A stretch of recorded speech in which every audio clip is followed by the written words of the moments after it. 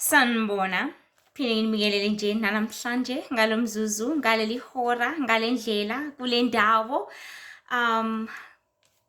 Sibonge nje kakhulu kumdali wezulu nomhlaba esasilondolozile, esasigcinile, esasihlengile, esasithandile, esasibekele, esasenzele konke ngokobubele bakhe, ngamandla akhe, ngenkazimulo yakhe. Udumo hlezi lungolwakhe lumfanele ngaso sonke isikhathi. Bantu bakaNkulunkulu, kuningi ekuhlezi njalo ngingathanda ukuthi sikhulume ngakho ngoNkulunkulu, sizabele kona each and every day, siziphakele kona, ngoba ukuhlangana kwethu ngale ndlela sihlangane ngokuthi sidle, sihlangane ngokuthi sifide imphefumulo yethu, sizophakelana ukudla kokuphila, ukudla kokukhula, ukudla kokwazana nomdali wethu uJehova odalile izulu nomhlaba. Because singabantu sikhule ebumnyameni kakhulu lapha emhlabeni, sakhula enkohlisweni kakhulu lapha emhlabeni. Inkohliso le esifipezele yasishendezela, yase yafihla ubuNkulunkulu obukhona kithi, yasenza sangabunaka,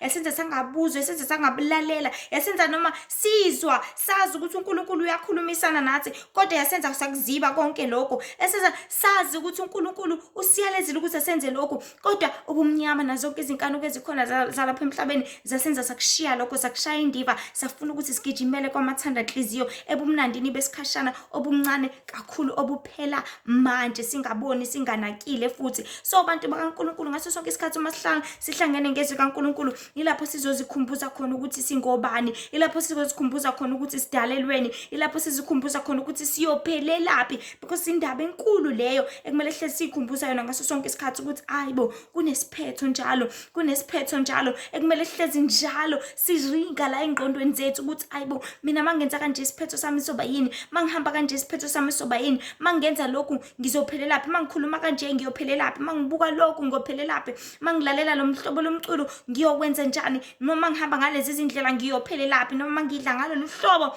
kuzokwenzakalani ngami ngiyophelelaphi. Because yonke into esiyenzayo bantu bakaNkulunkulu inesiphetho sakhona. So kumele sazi, siqonde kakhulu ukuthi ikusasa ilona elizodethenyanwa inamhlanje lethu. So whatever that is going to happen in your life tomorrow izodeterminwa into oyenzayo njengamanje empilweni yakho, ukuze kubonakala ukuthi okay, kusasa uzoba kanje kanje. Kufana nengane mayisakhula, moyibona ukuthi ihamba libele idlala ngeyithuthuthu, noma ithanda uhlobo lesithuthuthu, noma ethatha uhlobo letoys oluyisithuthuthu, uyibona ukuthi okay, mhlawumbe lo uyoba ibike ngelinye ilanga, omunye uthanda ibump uvela ubona ukuthi hayi lo kuzohlupha, kuzoba isosha lokhu mase kudala, noma kuzoba iphoyisa, noma mhlawumbe kube west, kube inkabi, asazi. Kodwa ke engifisa sikwazi siqonde ukuthi ukube besilazi ikusasa lethu ngabe inamuhla alikho njena. So isikhathi esiningi bantu bakaNkulunkulu, uNkulunkulu uyakatshele amazwi akhe enhlizweni ngaleso sikhathi,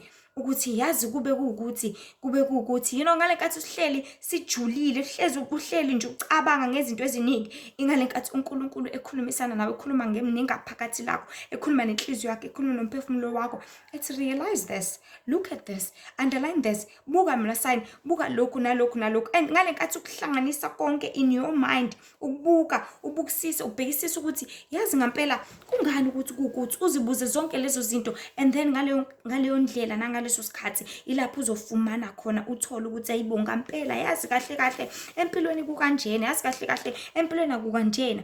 Zonke lezo zinto, by underlining and looking at them ngaleyo ndlela uzokwazi ukubona, uqonda ukuthi angenzi kanje, angenzi kanje, lokhu kulungile, lokhu akulungile, by seeing ukuthi kuzokwenzakalani kusasa. Because bantu bakaNkulunkulu ayisekho into entsha manje, especially ngezindaba zikaNkulunkulu, ayikho into eyisimanga, ayikho into esingayazi.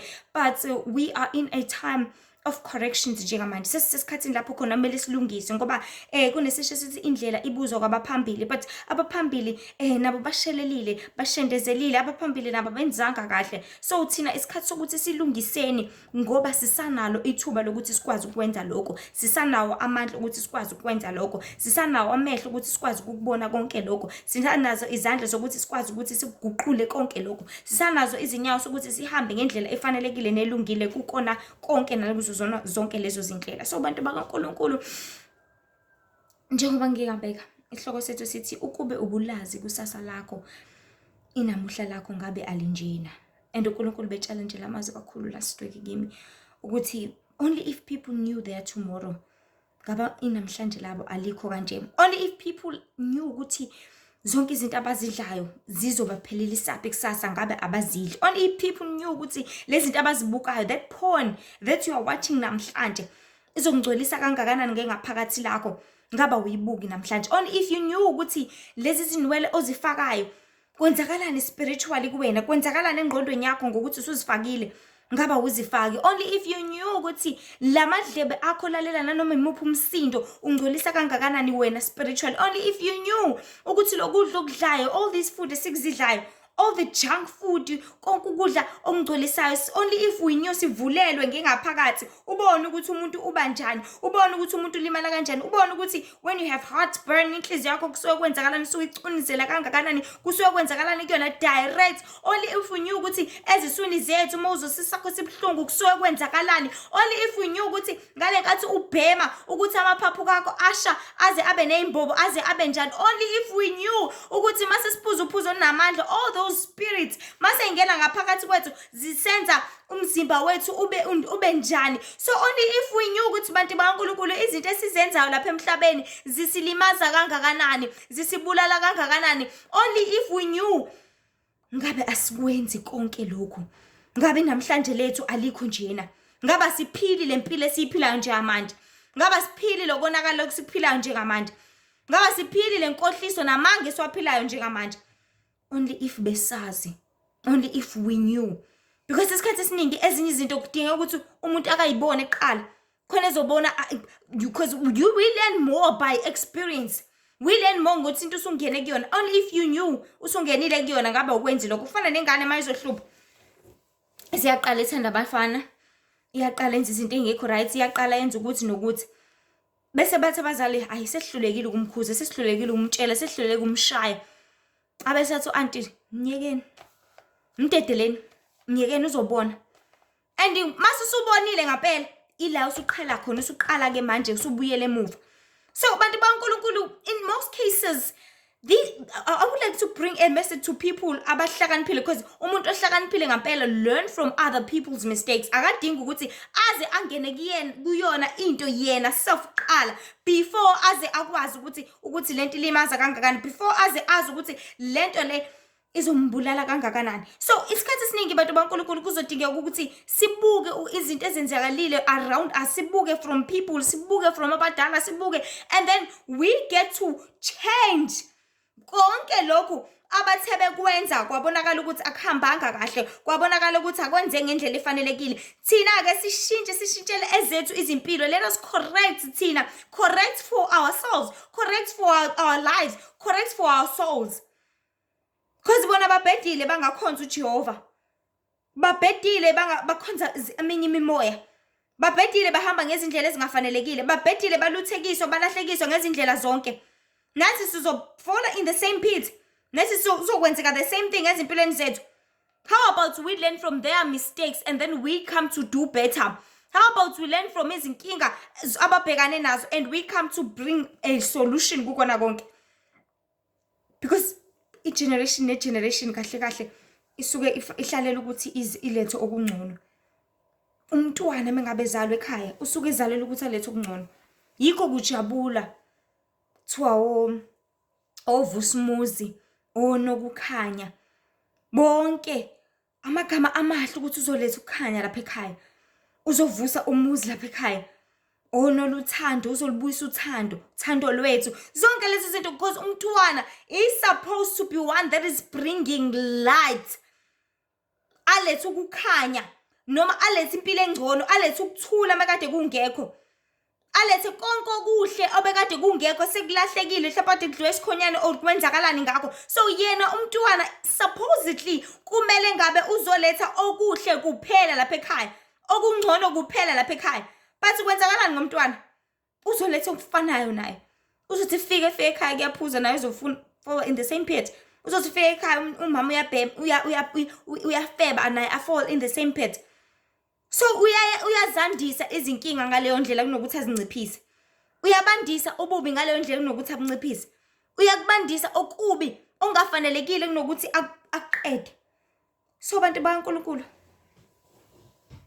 only if we knew what's going to happen ngaba senzi kanje. So ngikhumbula amazwi omdali wezulu nomhlaba uJehova mengabe ethi usuku lokufa lomuntu akalwazi okanye alwaziwa, ngoba uma bengathiwa abantu bayazi ukuthi bazofa nini, only if people knew ukuthi kuzofa nini, mhlawumbe umuntu azazi ukuthi njengoba ngizalwa nje manje ngizofa mase ngina-30.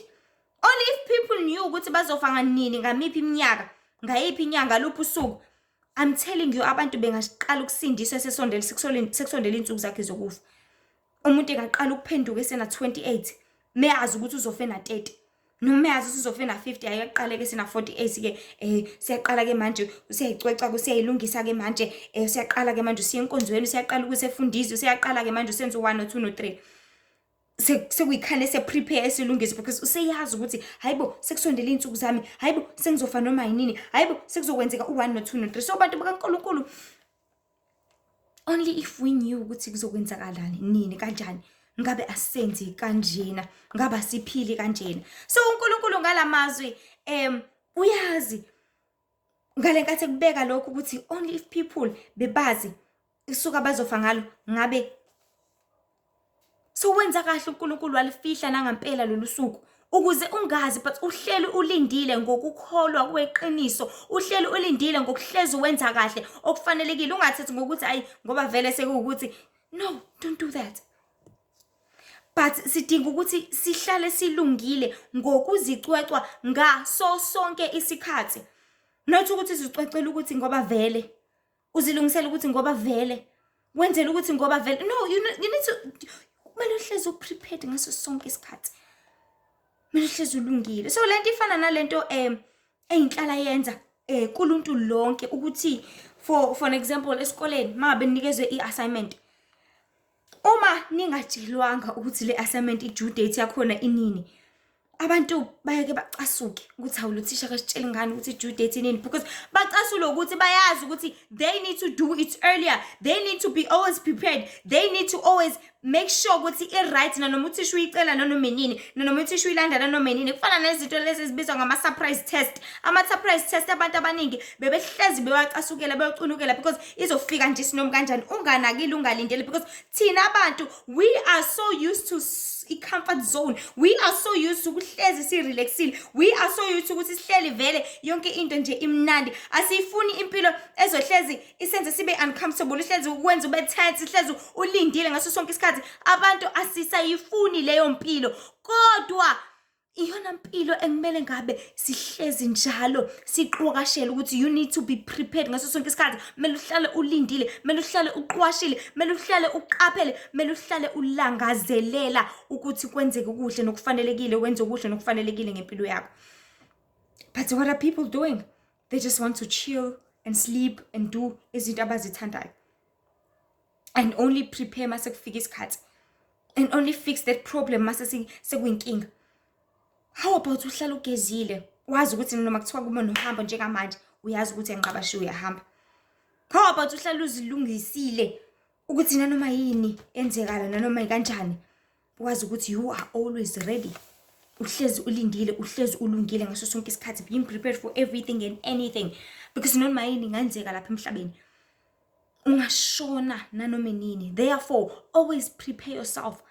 Uziprepare ngani ukuthi wazana noKristu kuze uma ufika ngale kwethuna wazi ukuthi uyobonana nomdali wakho.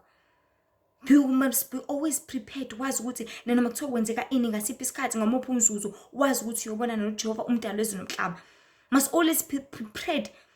Kubantu abazilungisa ngendlela mhlawumbe yamaphilisi, umuntu uthothi ne-first aid yakhe, that is how you need to be prepared ukuze makuthiwa umuntu uyalimala uyaqhuza ukuyawa lapha, mlande manje umgeze isilonda umlungise ngendlela, because that is what you believe in. Xolise kakhulu, as I was saying ukuthi ngaso sonke isikhathi uke uzilungise ngendlela othanda ukuthi uzilungise ngayo, making sure ukuthi yonke into yakho ihamba kahle, making sure ukuthi mawufika in a certain situation ufika vele you are prepared, you've got everything, you've got power. And mostly we need to be prepared emotionally for zonke izinto bantu bakaNkulunkulu. But angikho lapho. What I was trying to say and underline ukuthi ngaso sonke isikhathi kumele sihlale senze isiqinisekiso sokuthi sihlezi silungile, silindile, ngoba usuku nesikhathi asilwazi. Singajwayele ukuthi si relax, sifuna ukuthi izinto zenzeke ngalesikhathi seku last minute. Kufana nabantu abaningi nje abama peers ami noma abantu abalingana nami bake bacabanga ukuthi ukukholwa into yabantu abadala, into yabantu asebekhulile, into yabantu nje asebezoshona, into yabantu kanje. No, bantu bakaNkulunkulu, ukukholwa okwawo wonke umuntu, because if ukukholwa bekwabantu abadala, shuthi abantu abadala kuphela abafisa ukuphila ukuphakade, shuthi abantu abadala kuphela abafisa ukuthula, futhi shuthi abantu abadala kuphela abafisa uthando, abafisa ukukhanya, abafisa zonke izinto ezinhle.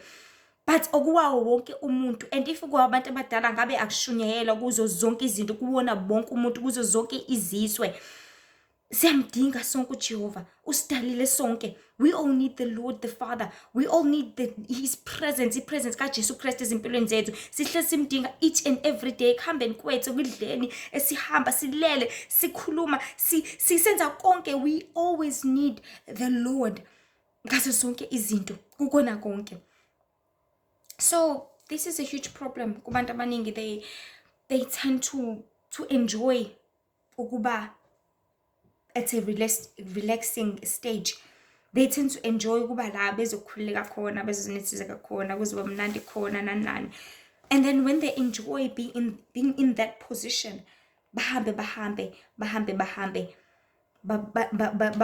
kuyona baze balibale izinto ezibalekile ekumele bazenze. That is why I said abantu abaningi baye bangathandi ama-surprise test, baye bangathandi izinto eziningi ezizovele nje zifike isinoma kanjani. Why? The reason why bengakuthandi lokho ingoba bayazi ukuthi basuke bengekho prepared. Because if be prepared, umuntu efunda njalo, ngabe ithi into ifika nanoma inini angalibele ecasuka. Ngabe ukuthi kufika leyo surprise test ajabule athi vele ngiyazi, abhale ngoku-enjoy. But because usuke relaxile, ngafundi, engenzi lutho, ezihlalele, that is why abantu abaningi bengafuni bewanyanya kanje nama-surprise test. Kufana ke nasekholweni bantu bakaNkulunkulu. The reason why abantu abaningi behlezi befuna ukwazi, bafuna izibonakaliso, bafuna izambulo. Umuntu athi, I remember nje there's this day emsebenzini kaNkulunkulu, when I came to this house and then they didn't accept izwi kaNkulunkulu, noma they didn't accept umoya kaNkulunkulu noma isithunywa sikaNkulunkulu. And I said to them, yazi mengase ngitshele ukuthi wena nawe nizofa nini, ningavele nithi hayihlala ke, ngeke nize ningixoshe njengoba ningixoshe njengamanje. And they were like, oh, can you do that? And they were so fascinated that they like, they wanted to know more, because abantu izona zinto sebezifuna lezo, sebezifunela izibonakaliso, sebezifunela izimangaliso, sebezifunela lokhu okungokuwabo ngaleso sikhathi. But akunjalo bantu bakaNkulunkulu, akumele kube njalo. How about sifuna uKristu ebese yasinika esikudingayo? How about we seek his face first ebese yasinikeza ukusabele noma ukusifanele? Ngoba uyasho ezweni lakhe uthi funani umbuso wezulu nokusifuna yena uKristu nokulunga kwakhe, konke kuzonezelwa kithi. And thina masifuna yena sibheke ubuso bakhe, uyena ozosinikeza amaphupho akutshengisa ukuthi kusasa yaze kuzokwenzeka kanje, uzohamba la. Uyena ozokutshengisa ukuthi kahle kwenzeka ukuthi, yazi ukhokho wakho washona kanje, yazi ungazisindisa kanje, yazi vuka ukhuleke manje, yazi zisindise. You know, the Lord is the one ozokulubeleka igixabeze, libeleka igixabeze, kunikeza zonke izinto ozidingayo ezifanelekile. Ngobani? Ufuna ubuso bakhe, ufuna yena qala, ufuna yena phezulu, and then uyena kuzobe sefika ke esezokunikeza konke okufanelekile nokudingayo. So as I was saying, abantu abaningi babenikeza ama-assignment, they sleep, they stay, because sukazi ukuthi okay, due in 3 weeks, lo 2 weeks nje vele nje sidalwa nje 2 weeks ukuthi akazi nokuthi une-assignment empilweni yakhe, uzolahlala ahlale. And abantu abaningi, they even write their assignments ngayizolo, they write their work ngayizolo or 3 days prior, or bakubhale ngoba naku sebethi hayi sekusondele. And abanye they even write it early in the morning, usiyabhala usiyatatazela wemakho siyami naku uyafuneka. Why? Because usebhalisa ukuthi sekuyafuneka vele. So which is a huge problem esibhekene nayo singabantu. Siyathanda ukwenza izinto ngo last minute. Noma umunye aze ayibhale ekseni useyibhala number 1 usiyatatazela, number 2 usiyakopela, number 3 usebhala wrong okuningi. Usephuthuma nje ukuthi mangihambisile nje kuzoba right konke. And mind you, lo muntu now is making many mistakes kanjena. Sorry, is making many mistakes njengoba esebhala ngomzuzu wokugcina kanjena. Futhi there are many chances, I'm sure and 100% there are many chances ukuthi afail le assignment ngoba akasenzanga kahle. Okunye siyakubhala akasanakile ukuthi lo i-answer i-right ngampela, siyabuka siyakopela sithatha kona uma ukuthi nalo yawu wrong nayo uzoba wrong kanjalo, siyatatazela useshona le nale just because usefuna ukuthi nje uma ngibhalile ngoba nabanye babhalile. So now let us look at the fact that number 1 uyakopela. If lento ayikopelayo i-wrong uzongazi ukuthi i-wrong, uzongazi ukuthi kwenzeka iphutha because usebhala uyaphuthuma. Mebhalile nje uqedile. Number 2 uyatatazela, okusho ukuthi ekutatazeleni kwakhe sonke siyazi ukuthi kuningi ongakulibala, kuningi ongakubhala wrong. Because uma utatazela ukhohlwa ngisho yalo fana noma usulate emsebenzi, usulate ekseni phuthuma esikoleni, ungakhohlwa ngisho imali yokuphatha i-carry yakho makwathathe lapha etafuleni. Ungakhohlwa nokuthi ipen lakho ngathi ubhale homework ebusuku libeke lapha etafuleni, ukhohlwe yonke into because usuyatatazela. Uyakhohlwa mhlawumbe usuphuthuma emsebenzini, ungakhohlwa ukhiye weselokheni yakho, usuyaphuthuma usuyatatazela, uvuke late, usujaha i-taxi, ujaha ibhasi, ujaha ukuthi awema ngafiki late uzophinda ngithethise futhi ubase, ujaha zonke lezo zinto usuyatatazela. And ngokutatazela kwakho kwenzeka amaphutha amaningi kakhulu. Ukhohlwa izinto eziningi, ungakhohlwa ngisho wallet. Thuka ususeteksini ususangana wedwa because utatazelile, you didn't prepare kusande isikhathi kanti kuba uprepayile walungisa yonke into ayina, walala yonke into i-right. Belizothi kuvuselelwa alarm uvukele ekwenzeni okufanelekile. So abantu bakaNkulunkulu usuhamba sokhona ukushiyayo manje, sekhona ukushelezayo manje, sekhona ungakwenzi kahle, yonke into isimaxhaphesho, sekuyinkinga ke kodwa futhi ngoba akusezoba ngendlela efanelekile ukuthi kube ngayo. Kahle lento uma uyibheka kahle ngeso lokujula, uNkulunkulu kade etshala kakhulu inhliziyo yami kuseni ukuthi kahle umuntu usuke ngenandaba. Yazi usuke ngenandaba. Because if you really care about this work of yours, you will make sure ukuthi ngiyenza excellently. Ngiya-excela, ngikwenza kahle because ngiyayithanda lento. But if you do not care, usuke usulahlela nje ukuthi mangikwenzile. Kufana when it comes to even to relationships. If u guy unento bezu2 let's say lo is straight lo makhwapheni, lo o is straight ukhanda sho ukuthi wenza kahle, igadi inhliziyo yakhe methanda mhlawumbe ethanda red velvet, wenza sho ukuthi uyifuna la engakhona kuzo zonke izitolo, wenza sho ukuthi uyilanda fresh makuyi birthday yakhe nje usheshe uprepare, usheshe umlungisele because inhliziyo yakho ilapho ufuna ukwenza yonke into kahle, you excel, ukwenza konke outstandingly. But if umakhwapheni wakho, umakhwapheni wakho awunendaba naye, ngithi ngisho kuthiwa uthanda ikhekela ukuthi uhlangana naphi nalokho, uzomthekela lelo licabanga awunendaba, usuyalahlela nje ukuthi mangimenzelile nje so that ngizokwazi ukuthi angifudumeze ebusuku if straight sami singekho. So ikanjalo bantu baNkulunkulu le ndaba suke usulahlela, ungena ndaba kahle. So kuNkulunkulu, that is what is happening when kubantu abaningi, they do not care about the Lord. Abanendaba noNkulunkulu, abanendaba especially nangokuphila kwabo kuphakade. That is why abaningi bathi ayisokholwa masesisofa, ayisenkonzweni masiyovuma izono zethu, ayisenkonzweni mawukuthi nokuthi hayi because they do not care ngoNkulunkulu. Vele abanendaba sebeyenzela nje ngoba kuthiwa ngizobhubha, kukuthi izono ziyabulala, kukuthi nokuthi sebeyenzela nje. And abaningi uthola ukuthi umuntu usiyagula ke manje, sokuyikhane sefuna ukuvuma izono zakhe, kuseyikhane sefuna ukuthi omunye seshayiswe imoto, sezama ukuthi usiyakhuluma ke manje, siyazama usiyaxolisa, usiyatatazela, alisekho ithuba, akasenze kahle. So bantu baNkulunkulu, ungabi nandaba okwande kangaka, okuvame kangaka abantu abanako bengenandaba noNkulunkulu. It will get you in trouble one day. It will get you in trouble. ngendlela ongeke uzuyazi, ngendlela ongeke uzuyiqonde, ngendlela ongeke uzuyi-understand, but kuzokufaka enkingeni, and leyo nkinga leyo uwena uyobhekana nayo at the end of the day. Cause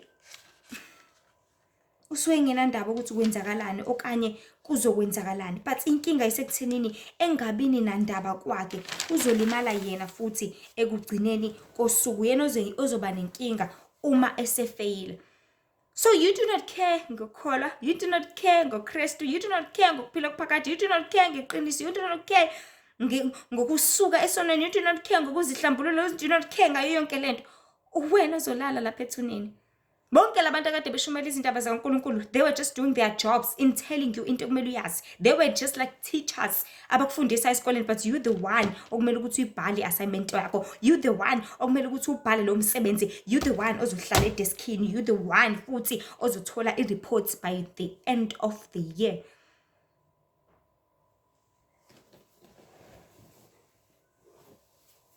Ngakho-ke indaba ilapha abantu bakaNkulunkulu ekuthenini singabantu sihlezi sikuthatha kancane okusikhulisayo okwempilo.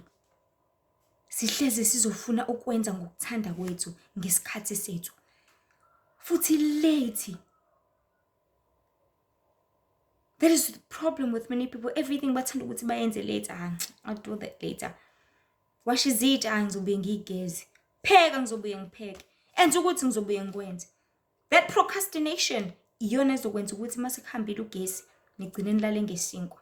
Kodwa kade ushilo ukuthi namhlanje ishiyaza ngazothi nje ngingadla Nkosi yami ujeqe nobhontshisi. But wangashesha wawuxova ujeqe wakho, wangashesha wakwenza. Utsheliwe. Because that is what I want to always remind many people ukuthi yabo lesi sikhathi esiphila kusona solwazi, ulwazi lugcwele. So akekho umuntu ozothi into wayengayazi. Utsheliwe, uyazi, uyaqonda. So konke lokho utshelwe kona, konke lokho uqondayo, konke lokho ukwaziyo, into edinga njengabantu ukuthi ukwenze, correct yourself and do good for yourself. And the more you do, and the more you do good, that is the more uzokwazi ukuthi uzisize wena, because it's all about yourself, it's all about you, it's all about your life.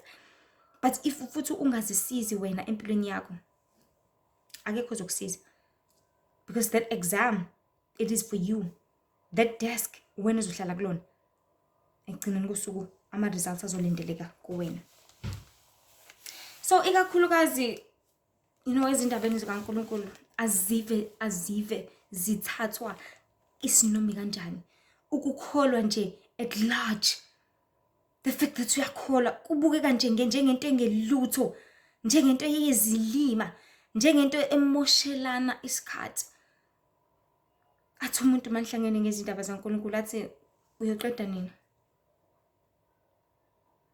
Athi iyophuma nini inkonzo? Umfundisi uhlezi edonsa. Bantu bakaNkulunkulu. Only if you knew ukuthi wadinga kangakanani lamazwi. Only if you knew ukuthi lesikhathi leso olibe lusibala kahle sikhulu kangakanani. Actually kahle sincane kangakanani. Leli hour lelo likhalelayo noma lo 3 hours spend enkonzweni uyitshela ukuthi ayikwazi omkhulu kahle muncane.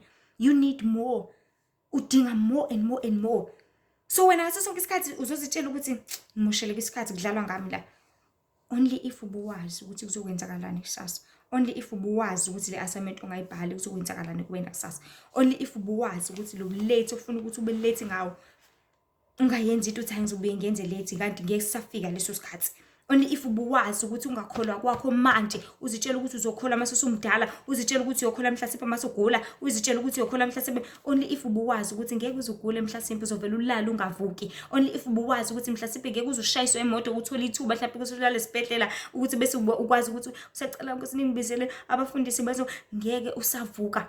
Ngeke usathola lelo thuba. Only if you knew ukuthi zonke lezi zono ozenza each and every day zizokulahlekisa ngombuso wezulu. Only if you knew ukuthi lelo phuzo namandla uzothi mase ufela kuleyo tavern uyolendela esikogweni ngaba uphuzi namhlanje. Only if ubuwazi ukuthi lokho kubhema kuzokulimaza ingaphakathi lakho kukwenze ulande more and more spirits azobusa emzimbeni wakho ebese uNkulunkulu adile nawe ngelinye ilanga base uphelela where that spirit is going to end up ngaba ukwenzi namhlanje. Only if you knew ukuthi impilo ephilayo ukona kwakho, ukungcola kwakho, ukushendeza kwakho, ukulahleka kwakho lapha emhlabeni kuyokwenza ukuthi ubhubhe kanjani ngelinye ilanga, ulahlwe kanjani ngelinye ilanga. Ngabe awuyiphili le mpilo oyiphilayo njengamanje? Ngabe ukhulumi kanje lezi zinhlambe ezingcolisayo? Ngabe udlali ngomzimba wakho, ulalwa isinoma ubani because uyawungcolisa? Ngale ndlela ongcolisa ngayo, you are dirtying your spirit as well. Ndemo ungcolisa umphefumulo wakho, kuzokwenzakalani ngasoul yakho mase kuthiwa inyama ihlukana nomphefumulo namhlanje? Only if you knew ukuthi kwenzakalani ngale kwethuna, only if you knew izinkinga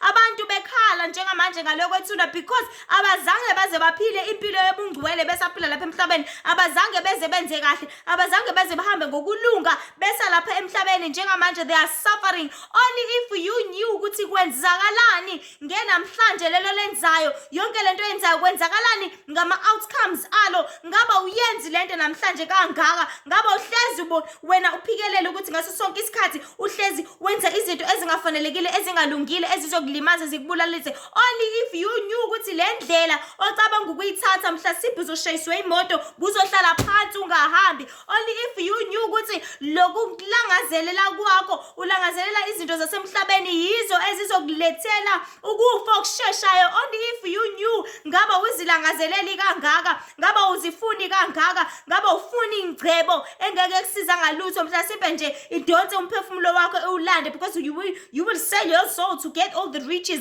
When you want all the riches, ufuna yonke into ekhona lapha emhlabeni. Only if you knew ukuthi onke lokho okufunayo, and the more you seek it, ulimele ulangazelela kona, kuzokufikisaphi kusasa, kuzokulendela kuphi kusasa. And umdali wezulu nomhlaba into engiyithanda ngayo uNkulunkulu ukuthi uyasivezela. Yazi abantu abaningi ukuthi kwenzakalani ngalo kwethuna, umuntu amthatha ambeke lapha ashone for a good 3 to 5 days or abanye isikhathi eside kunaleso or esifishane, asibonise through dreams, through visions, asibonise akhulume uNkulunkulu amazwi akhe ngezwi lakhe ngokucacisa ngama-signs akho konke, sibone ukuthi kwenzakalani. You need to stay at a sober mind so that uzokwazi uqonde izinto ezenzakalayo lapha emhlabeni, uqonde futhi kusasa, uqonde futhi ngale kwethuna. Only if you knew ukuthi kwenzakalani, ama-outcomes abheda kangakanani, ama-outcomes abuhlungu kangakanani. Ngabe uyiphili le mpilo oyiphilayo njengamanje? Ngabe uyiphili le mpilo oyiphilayo namhlanje? Ngabe uphili ngale hlobo? Ngabe ukwenzi konke lokho kubi kangaka? Because ama-outcomes ngeke uze uwajabulela, angeke uze uwathanda. They are the worst. Only if you knew. Ukube wazi ukuthi kwenzakalani, ngabe awukwenzi lokho kwenzayo namhlanje. Ngabe uyiphile impilo ephila namhlanje. Only if you knew ukuthi ku-useless kangakanani konke lokho okufunayo, konke lokho okusikhayo, konke lokho okulangazelela kwalapha emhlabeni, ngoba kuyingcebo, kuyinjabulo yesikhashana ephelayo, edlulayo. And uyasitshela uKristu ukuthi singafuni ukuthi sibeke ingcebo yethu kuyingcebo yalapha emhlabeni, lapho kuzofika khona, lapho kuzofika khona amasela nenundu lifike lifohle lebe. Aphinda agcizelele le ndaba Solomon ukuthi yonke into iyize, yazi ngisise nginakho konke but ngakubona ukuthi kuyize leza kungisize ngalutho kusala la emhlabeni futhi kungamagungu alelizwe nje kuphela. Only if you knew ukuthi lezi zinto azinasidingo kangakanani, you wouldn't be seeking them ngendlela oyisika ngayo njengamanje.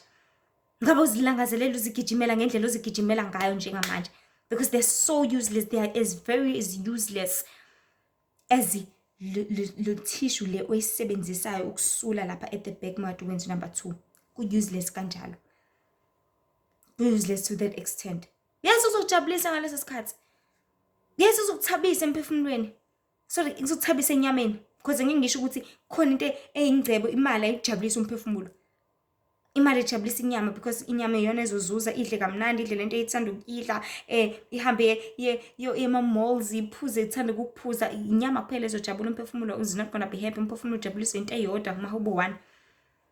Ukuthokoza kwabo busiso, ukuthokoza kwabo semthethweni kaJehova. Umphefumulo ujabuliswa yilokho ukuthi sisondelene noNkulunkulu. Umphefumulo ujabuliswa yilokho ukuthi hawu Nkosi yami sesiyahlabelela, sesiyadumisa, sesibiza uJehova. Awema sesiyashumayela njengamanje, awema sesiyavangela, awema sesiyakhuleka. Umphefumulo ujatshuliswa yilokho. Because the more wenza kahle, the more uzophelela endaweni efanelekile. But the more wenza kabi, asazi ukuthi isiphetho sakho sizoba yini. So as I was saying ukuthi ukholwa at large to many people kubonakala njengento eyilima. Only if you know ukuthi yabo lezi zilimo zibona ziyilimo. Ziyazi ukuthi zenzani. Because vele kujwayelekile ukuthi abantu abanomvuzo omkhulu babuke njengelima. Kufana nokuthi njengoba uKristu esho ukuthi uyosusa osemsamo ambeke emnyango, asususe emnyango ambeke emsamo. So lo semnyango ubukeka njengesilima. Oh Nkosi yami bakithi. Ubukeka njengesilima ngithi kungasemnyango vele umsebenzi walutho. Leyangane le ihamba ishumayela yahlanya vele lokuyana. Kuyayihlanyisa. Ngisiphi isidingo salento akayenzayo? NoLazaro wayephila ngemvuthuluka kanje kuphela. Ephila ngezinto ezilahliwe, imagine. Ezithibile. Kukona konke ngenxa yevangeli, ngenxa kaJehova. Enza kahle, enza isiqinisekiso sokuthi uhlezi esebukhoneni baNkulunkulu. And guess what? Ngomhla wokuthi kuhlukana umphefumulo nenyama, umphefumulo wakhe went straight to esifubeni sika-Abraham. And isicebi esasina yonke into, esasibusa ngazonke indlela, sayaphi? Straight kwalasha eHadesi esihogweni. So only if you knew ukuthi lezi zakhe izenzo zizokufikisa phi ngelinye ilanga ngabe uzenzi. Only if we knew ukuthi okwakho kuphila kuzokwenza ukuthi uphelele phi ngelinye ilanga. Ngabe uphila ngendlela efanelekile, ngabe uphila ngokuzicwecwa, ngabe uphila ngokuzingcwelisa, ngabe uphila ngokwenza kahle. Hlale njalo uzihlambulula. Only if you knew ukuthi ungcwele kangakanani, ngabe uyazisiza ukuna konke, uhlalela ukuzihlambulula, uhlalela ukuzihlanza, uhlalela ukubuyela kuJehova, uhlalela ukuvuma izono zakho. Only if you knew ukuthi zingcolisa kangakanani umphefumulo wakho.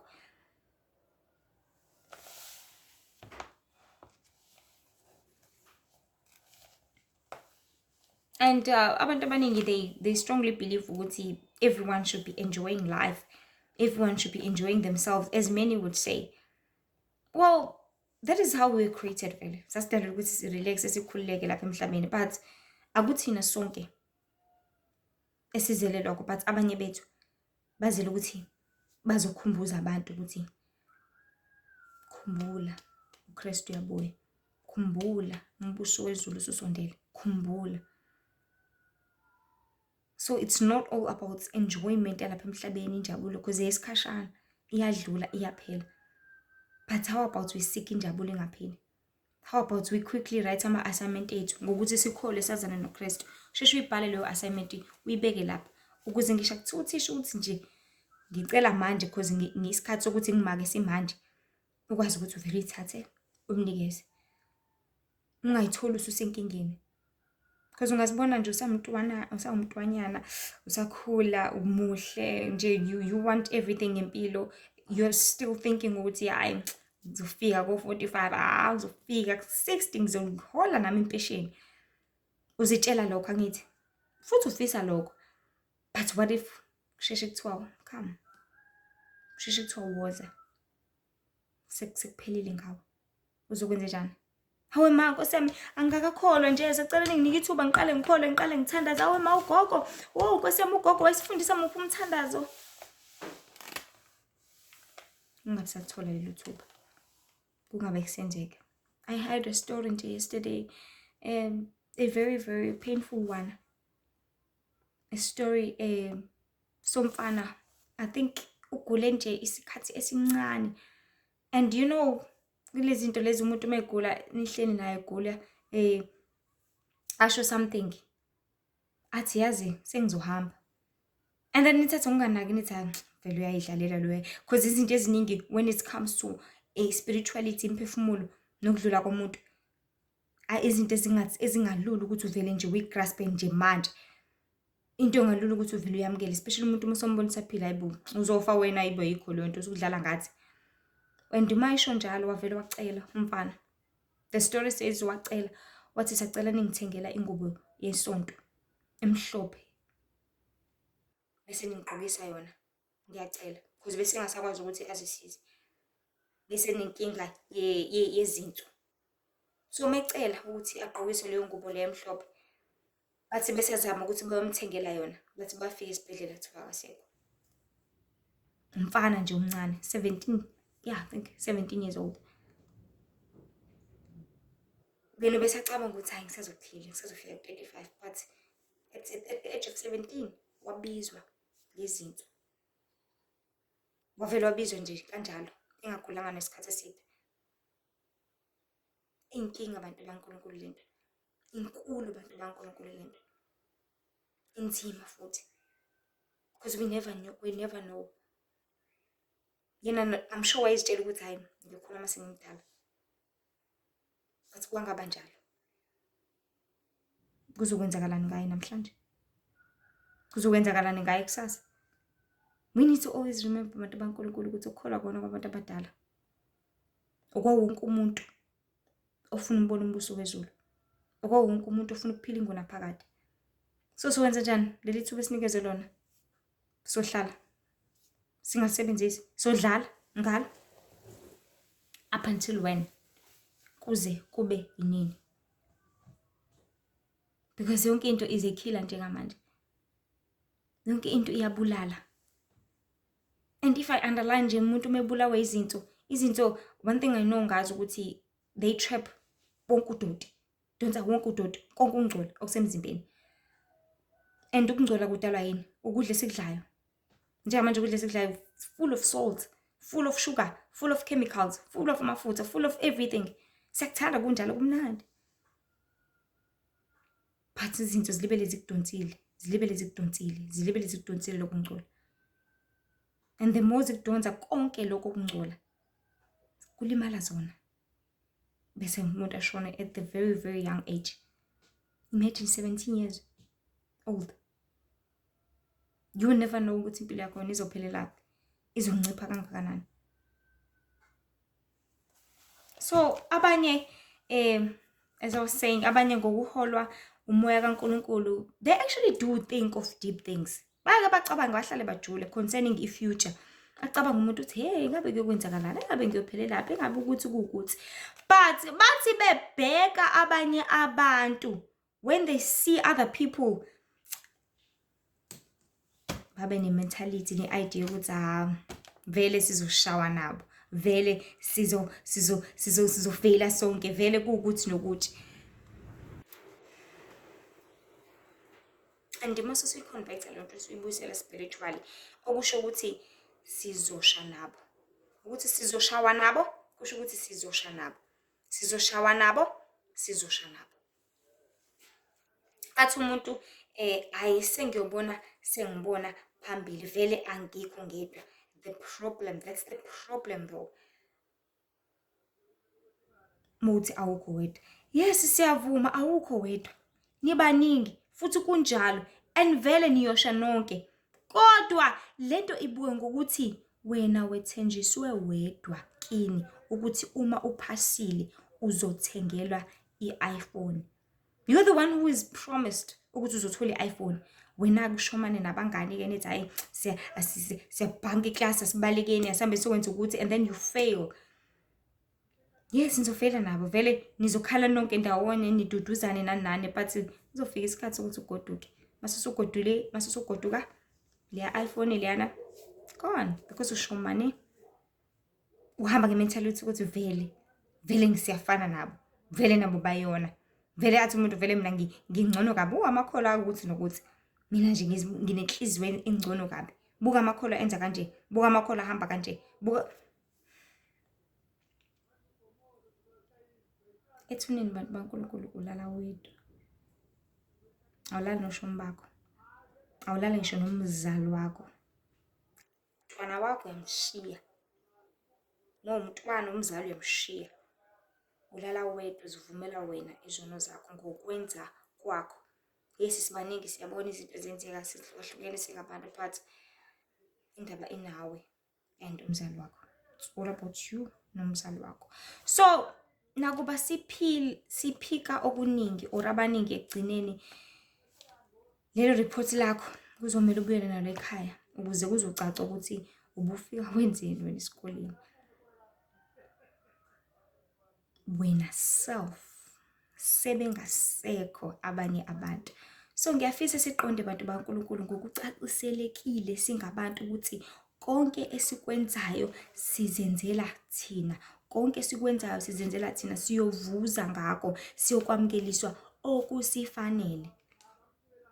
uJehova makeze kuqala bantu bakaNkulunkulu in each and everything, in each and every aspect, in each and every way. Kukona konke empilweni yakho, let God come first. Let God be the center. Angithi u-Alpha no-Omega, uyisiqalo nesiphetho, ungumdala wensuku. Let him come first. There are things vele ezibalulekile kuthina. There are things esizithandayo. There are things ekumele sizigcine sizenzile, sigcine ku-right, kulungile konke. But let the Lord come first in each and everything. Let God come end. Mawuvuka ekuseni kuqala uNkulunkulu kuqala. Mawulala ebusuku kugcina uNkulunkulu kuqala. How about that? How about that kind of life? How about lolu hlobo lokuyiphilisa? Let God be the center of everything. So uJehova makeze kuqala abantu bakaNkulunkulu ezimpilweni zethu, abe yisiqalo nesiphetho kukho konke. Ngaso sonke futhi isikhathi sithathele phezulu ngezandla zombili, sikwenze ngamandla ethu onke okukaNkulunkulu nesikhathi sethu sonke, ngengqondo yonke, kanjalo ukuze sizohlezi sipheleliswa emsebenzini, khona sizophasa at the end of the day. Let's umsebenzi wakho wesikole come first. Before uyodlala, qala kwenze umsebenzi wakho wesikole. Before uyodlala, qala ubhale homework.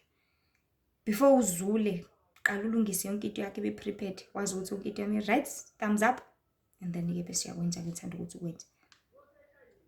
Before ulungise kusanesikhathi, ulungise kusa right. So ngaleyo ndlela ukube umuntu kaNkulunkulu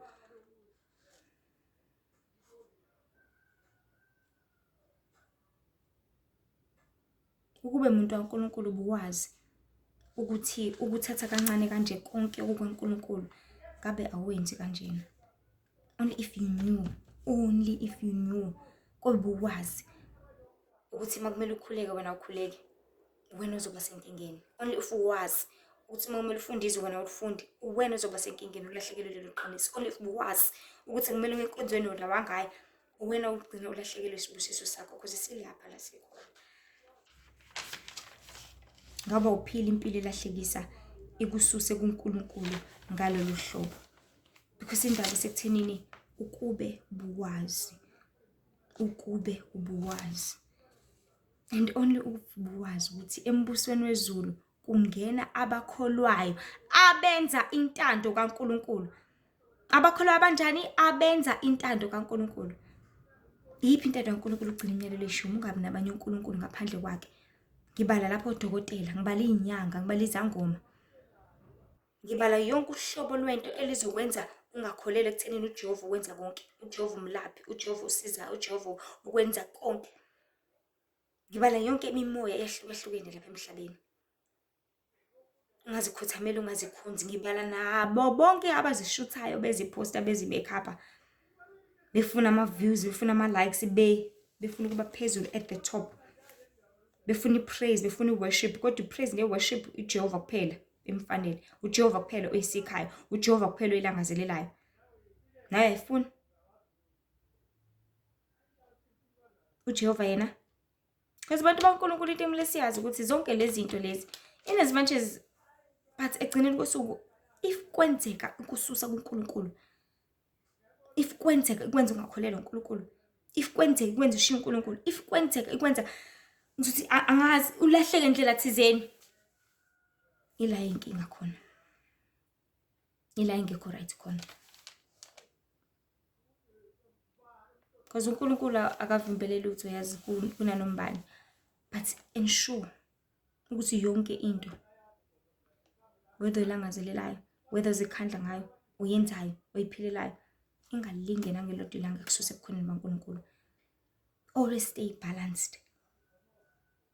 Because vele izinto sezithanda kakhulu singabantu. Okay, then stay balanced then. Balansisa impilo yakho, ungabikho lapho kuzoxheka khona. Mangithi balansisa, ngisho ukuthi nawe izidingo zakho zikhona zi-right, uyazifuna impela, kodwa kube nguJehova kuqala. He must be the center, he must be first. Makuyisikhathi sokukhuleka, kwazi lokho. Makuyisikhathi sokwazi lokho. He must be the first kukona konke ngekhathi zonke.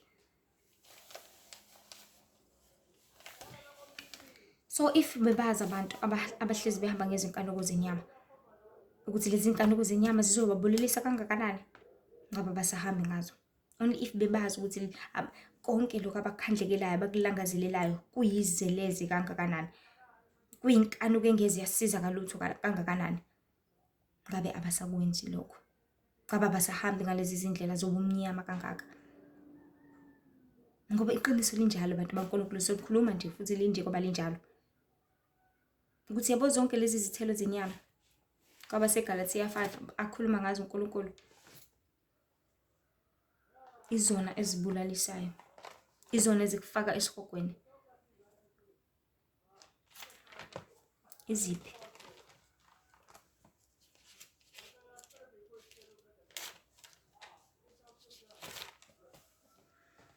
Galatia chapter 5 verse 19. Kepha imisebenzi yenyama isobala engukuthi ubufebe. Angithi umbuzo ukuthi nesihloko sethu ukube buwazi. Ngiza nesisombululo sokuthi nalo kulwazi. Ubufebe. Akekho umuntu ongazi ukuthi ubufebe yini. Ukuphinga ukuthi ngila kodwa hawu sengila. Many girlfriends, many boyfriends. Bamba la, thatha lokhu. Uyaphinga, hlala endaweni eyodwa. Because ubufebe lobo buzokuletela kwawasha. Nokungcola. Ziningi izindlela zokungcola abantu bakaNkulunkulu. Angikhuluma ngokuthi ungcoliswe igasti bese kudinga ukuthi ubashe lezo impahla.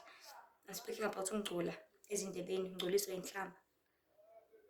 Ukungcola emehlweni, ungcoliswe ukubuka leyo porn leyo.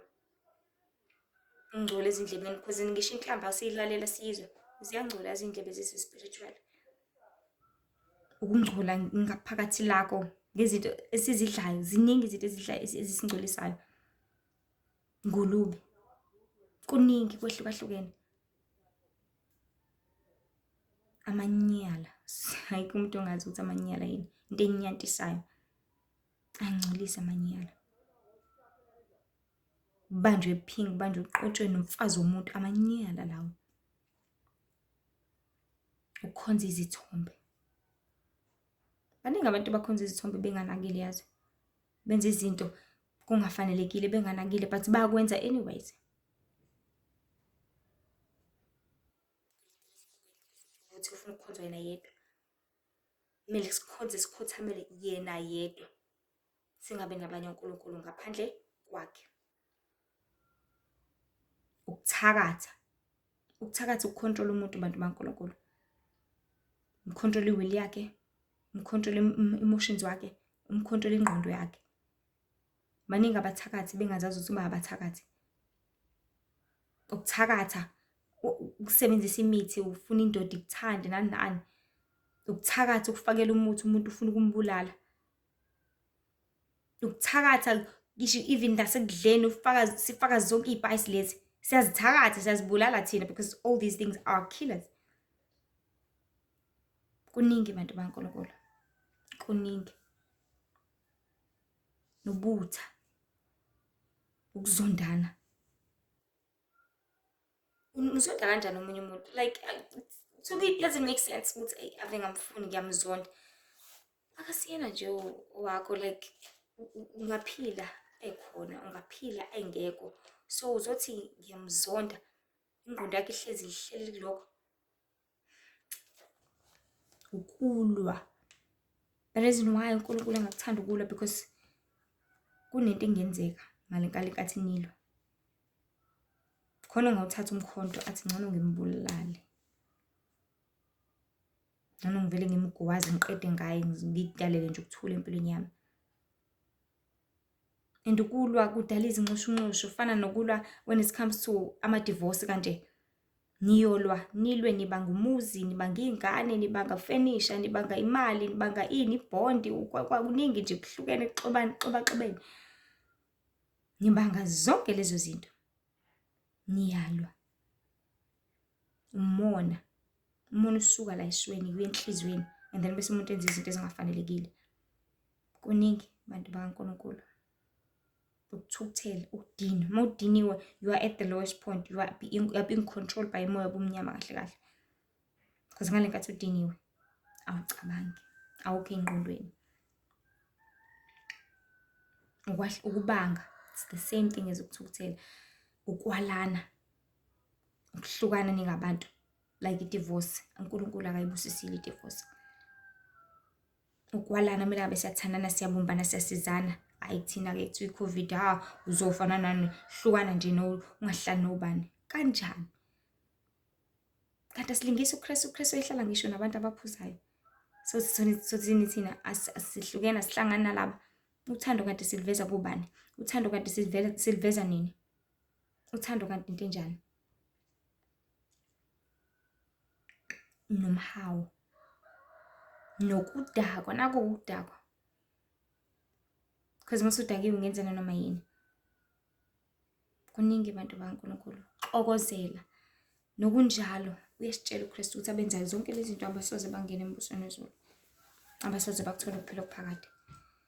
So the question was, ukube buwazi ukuthi kuzokwenzakalani, ngabe uyenzi lento oyenzayo. Manje usuyazi. Sekulele kuwena ukuthi wenza kuphi. Sekulele kuwena ukuthi uhamba kuphi. Sekulele kuwena ukuthi uzisiza ngani.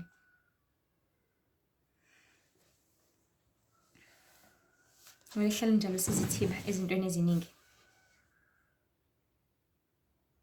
Umbambe nje unyawo lakho, ungayenzi leyo nto leyo.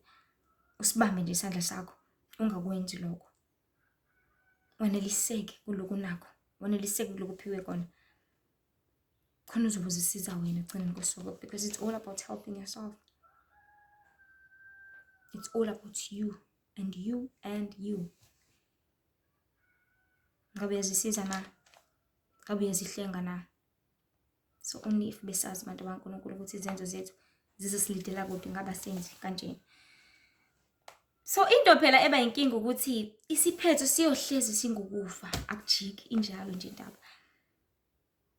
So lesi sono osasifukamele kangaka, ukube buwazi ukuthi abasenzayo baphelelaphi. Ngabe sewasiyeka kudala.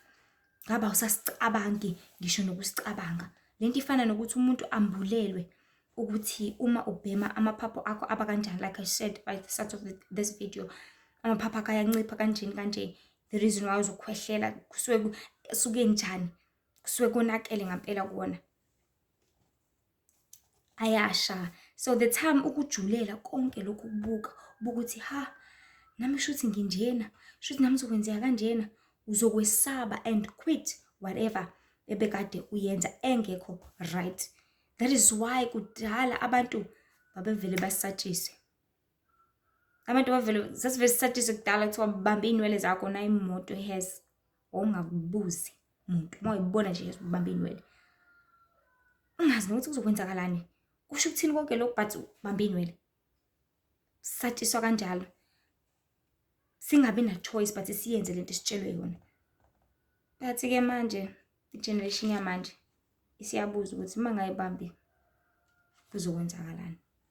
They want to see, they want to experience, and the more they see ukuthi man yazi kahle kahle kwenzeka lutho,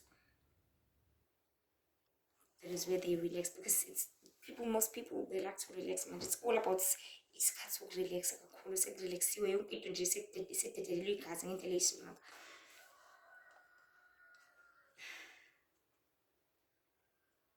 Because indaba esekuthenini ikusasa laziwa.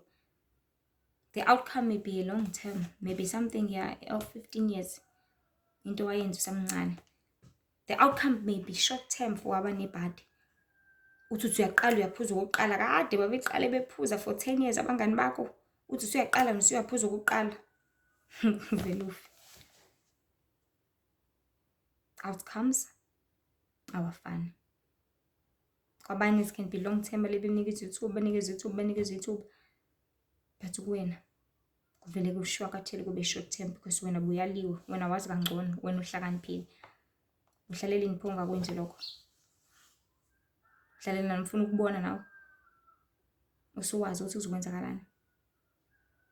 It's just like ingelosi. Ingelosi judgment yazo nje iyodwa.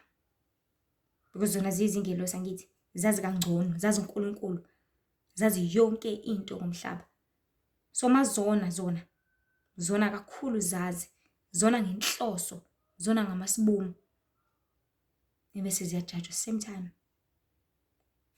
Same as with people abazi kangcono. Ngezinto eziningi. Class rapper ilona emele lishawe kakhulu because liyazi litsheliwe. Umdala uyena oshawa kakhulu because usho njalo ekhaya uthi wena nje umdala ufuna ukushawa wena kakhulu because wazi wena kangcono. Wena oqonda ingane azazi lutho. Wena uyazi kushawa wena kakhulu.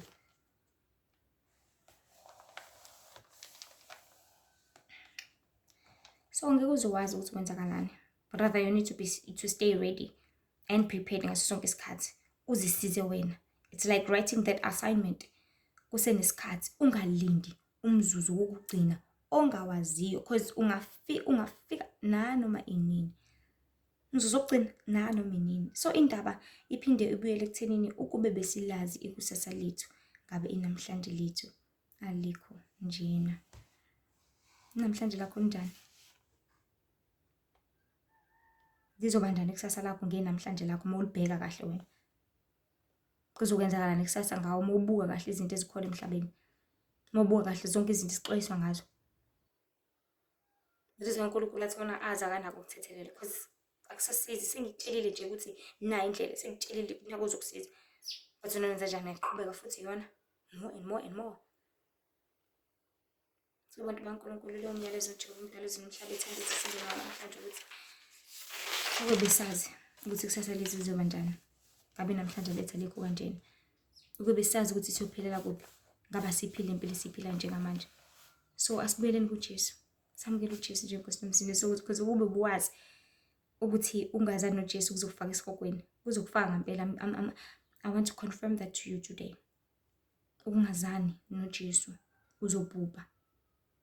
So konke obungakwazi izwi kaNkulunkulu liyakwazi ukuthi likhanyisele uzokwazi.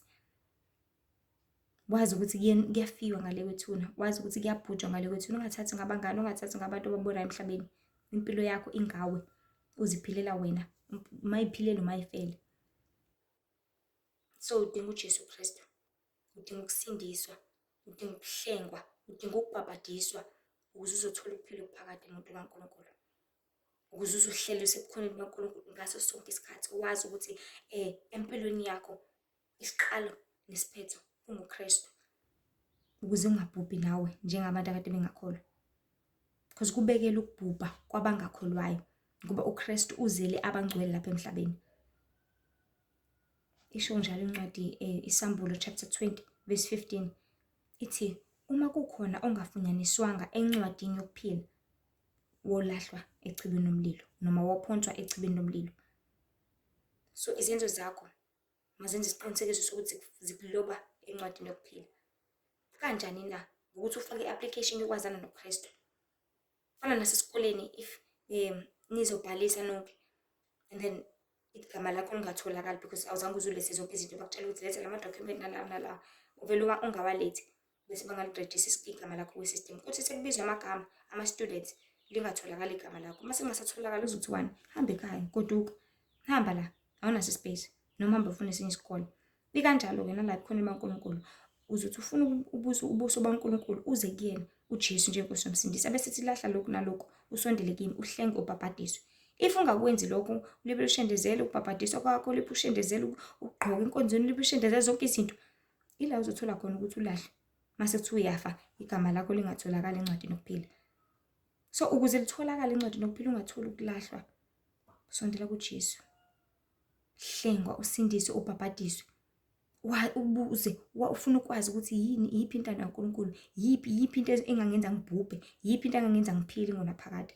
And mase sokwazi konke lokho umuntu kaNkulunkulu, that is when uzokwazi ukuthi hayike kusasa lami mina ngiyalazi ukuthi liyini. You always stay prepared. Uzohlezi uhlala uyibhalile leyo assignment because sisesikoleni la siyafunda. Asifundeni sikhuleni sisebenzeni senzeni intando kaNkulunkulu ukuze sofumana ukuphila okuphakade ukuza ngindodana uJesu Kristu ngomhla wokuphela okungumbuso wezulu. Nkosi nje ibe nani inibusise kakhulu. Nihlale nazi ukuthi uNkulunkulu uyasizonda isono, uNkulunkulu uyabuthanda ubungcwele. Ezinye nje izinkundla zokuxhumana, khona uTikTok la kukhona khona ama-video and short 10 minutes clips, uLihle Themba khona. And then kukhona ezinye izinkundla zokuxhumana which is Lihle Themba Wendy Mzobe ku-Instagram, bese kuba uLihle Themba Mzobe ku-Facebook, lapho khona nemibhalo okwazi ukuthi uyibone mangabe ungenalo idatha, mhlawumbe usebenzisa what is this thing called ku-Facebook, is it free mode? Yeah, free mode. And then yeah, uNkulunkulu nje abe nani, anibusise kakhulu, niqine nikhule ukube buwazi ngaba kwenzeka nje. Kodwa-ke uKristu usilethele lonke ulwazi, asithatheni sisebenzise, sazane naye, siphulukise, siphile ngonaphakade kuze kuphakade. Amen.